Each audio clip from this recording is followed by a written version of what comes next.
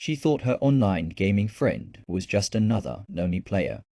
But when her laptop broke and she said goodbye in tears, a brand new laptop arrived at her door, with a note that said, "I don't want you to stop dreaming." She searched the name, and realized her gaming friend was a billionaire. Thousands are finding hope and inspiration in these stories. Join the Hearts and Billions family by subscribing today. The small apartment was quiet to quiet. Emma sat on the edge of her thin mattress, staring at the flickering light from her old laptop. The room smelled faintly of instant noodles and wet clothes.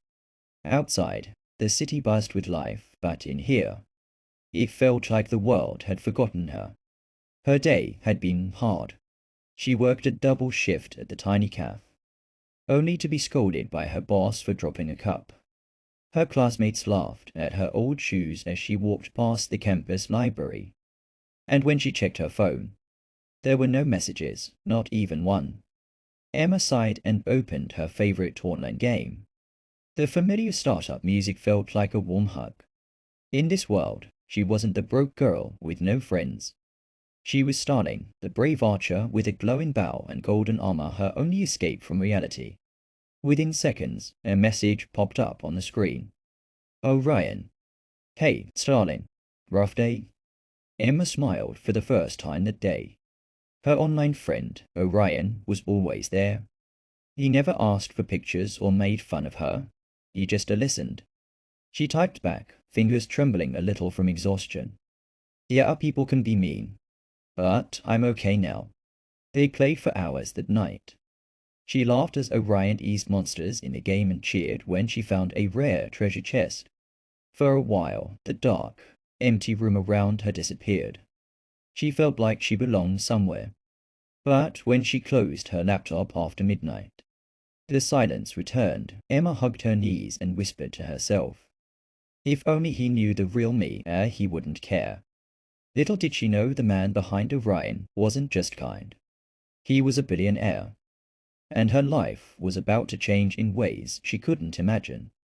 The next evening, the rain tapped against Emma's tiny window as she came home from another exhausting day.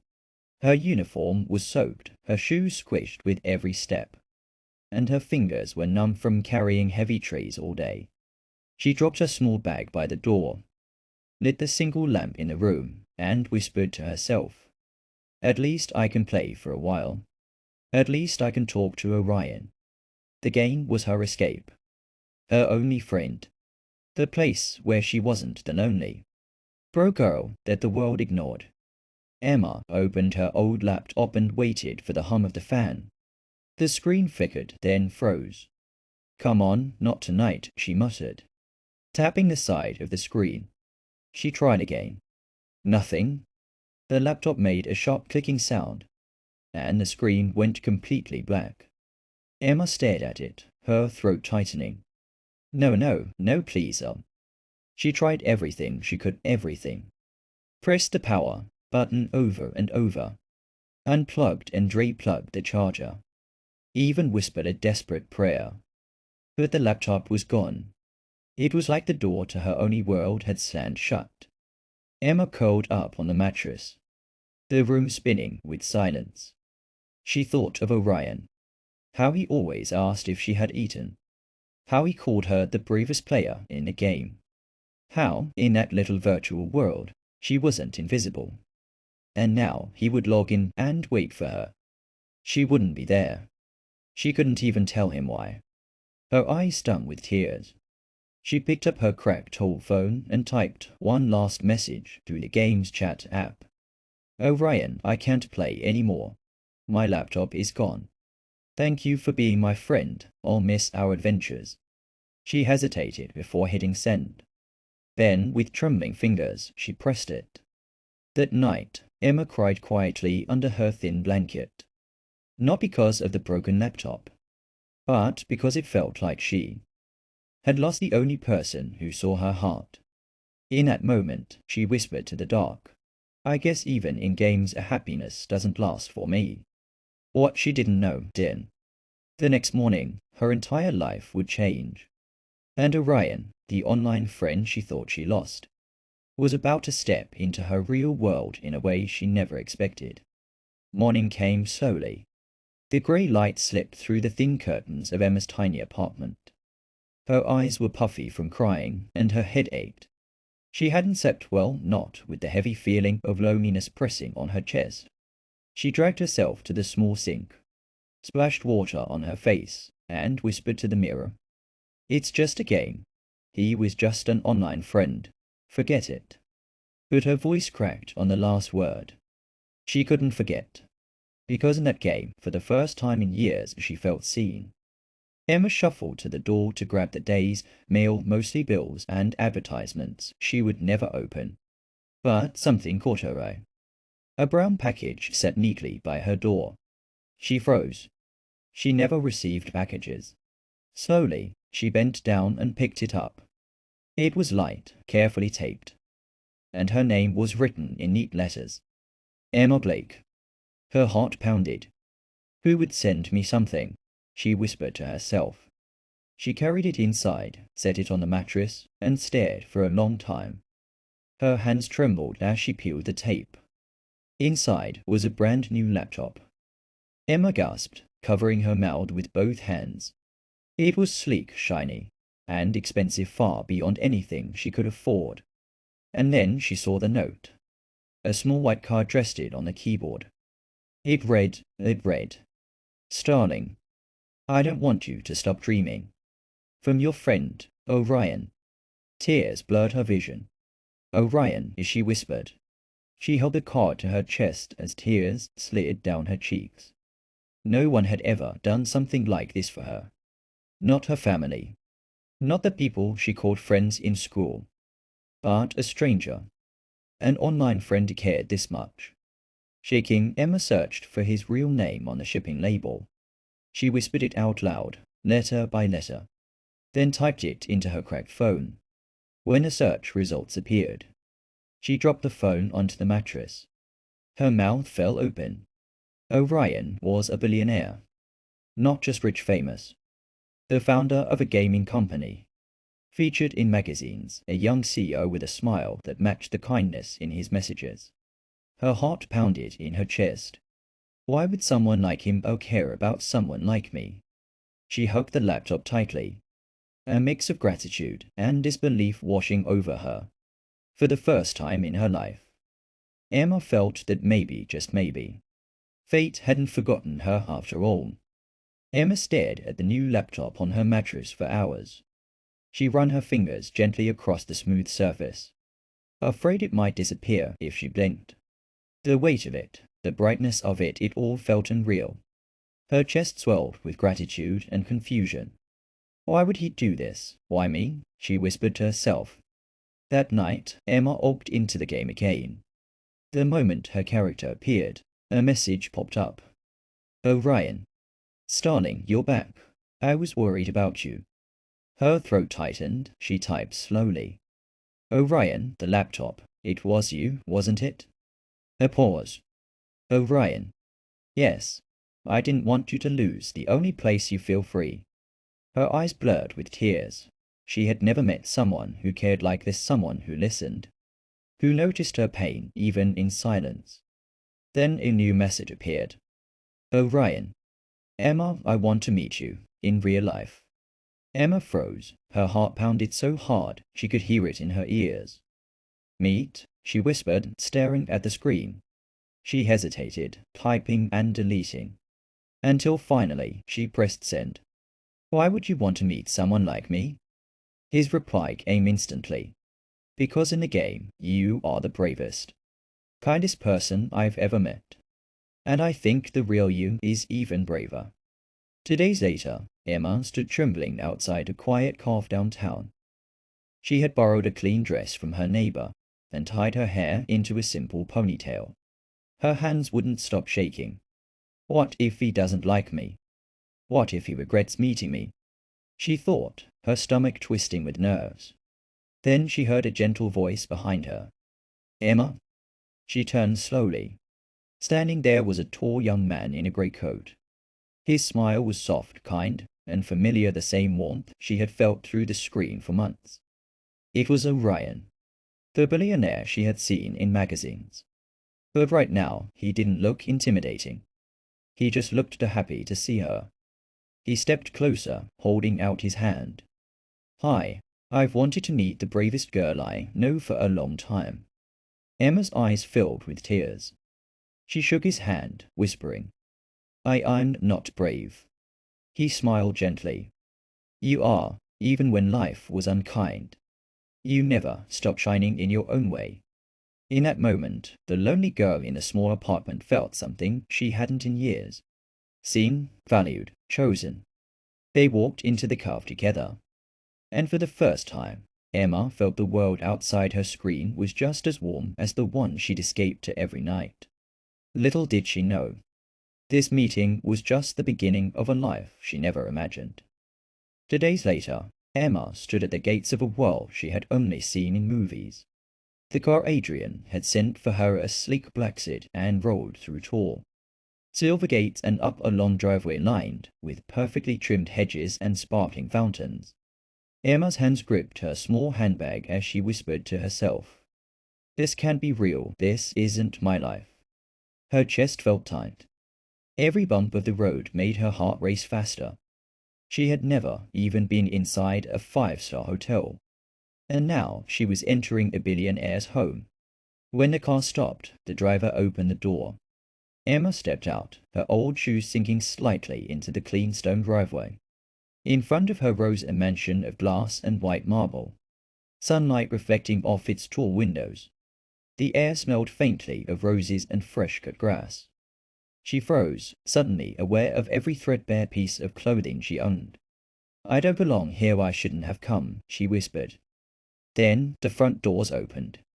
Adrian stepped out, dressed in a simple grey sweater and jeans. His smile was warm and genuine, nothing like the cold, distant expression she had seen in magazine photos of billionaires.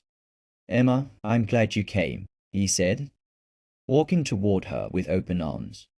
She nodded shyly, her voice barely a whisper.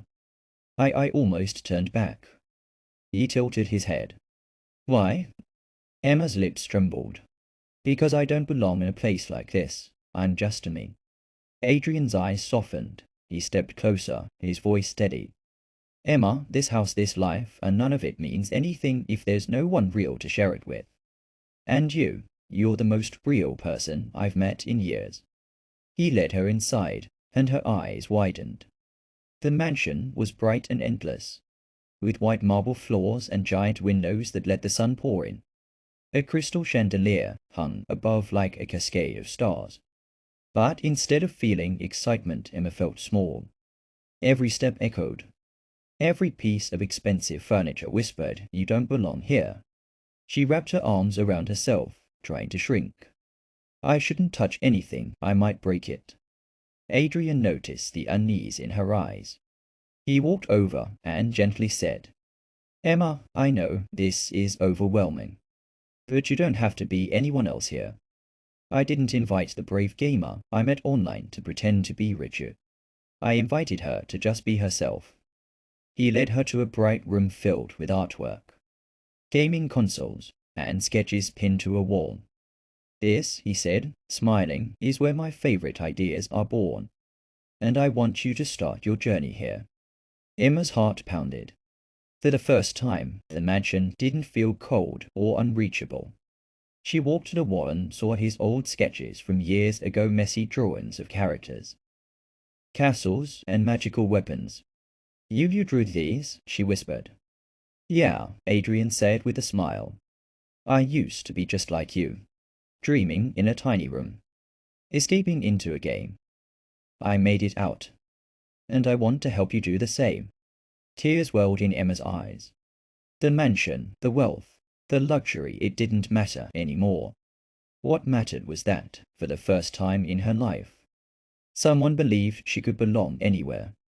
Emma stood frozen in the lobby of Cole Interactive, Adrian's world-famous gaming company.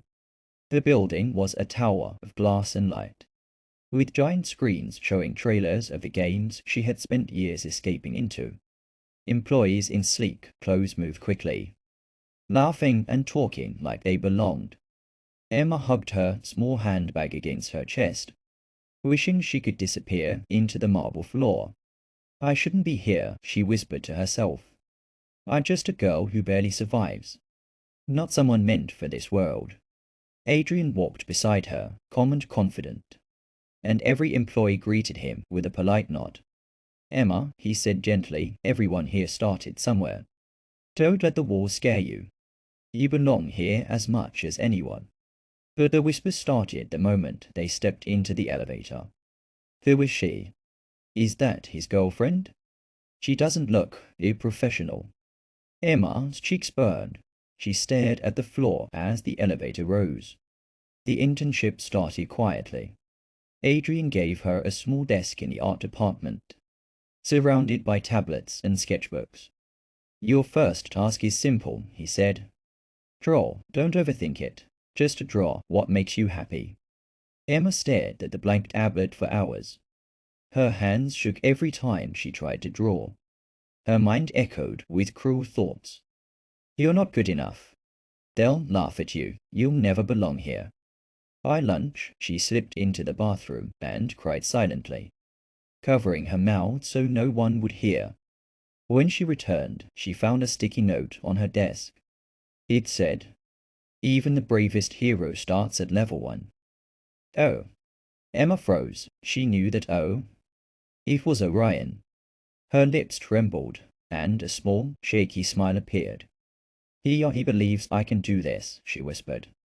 That evening, as most employees left, Emma stayed behind. The office grew quiet, golden sunlight pouring across the drawing tablets. She closed her eyes and imagined herself in the game world. The world where she was starting. The girl with the glowing bow. The girl who was brave and unstoppable and free. Slowly, her hand began to move. She drew a tiny village girl standing in the rain with a broken umbrella. Behind her, a shining warrior held out a hand to guide her into the light.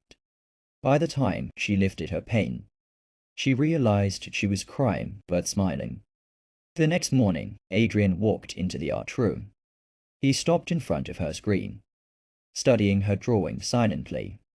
Then he turned to her with a soft, emotional look. Emma, this isn't just art. This is your story. She swallowed hard. Do you like it? Like it, he said with a gentle laugh. I think the whole world will love it. And I think this is only the beginning for you. In that moment, Emma felt something she had never felt before in her life. She belonged. 6 months later, Emma stood on a brightly lit stage, her heart pounding as she faced a cheering crowd. Behind her, a giant screen displayed the cover art for Cole Interactive's newest game, a game featuring her very first character design, the brave village girl with the broken umbrella, inspired by her own journey from loneliness to hope. Adrian stood at her side, smiling proudly. When I met Emma, he told the crowd, she was just a brave gamer named Starling. She didn't know her own strength, but I did. Emma's eyes filled with tears as the audience clapped. She whispered to Adrian, I don't feel invisible anymore. He leaned closer, voice soft and kind. You were never invisible. The world just needed to see you shine. As the lights glowed around, her and the crowd cheered her name. Emma realized that the girl in the small, dark apartment, the girl who once cried alone at night, had finally found her place in the world. And it all began with a simple act of kindness, and a friend who turned out to be a billionaire with a heart.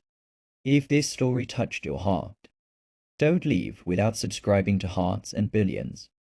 Every week we bring you emotional, life-changing stories of kindness, love, and hope. Click subscribe and join our family because the next story might be the one that stays in your heart forever.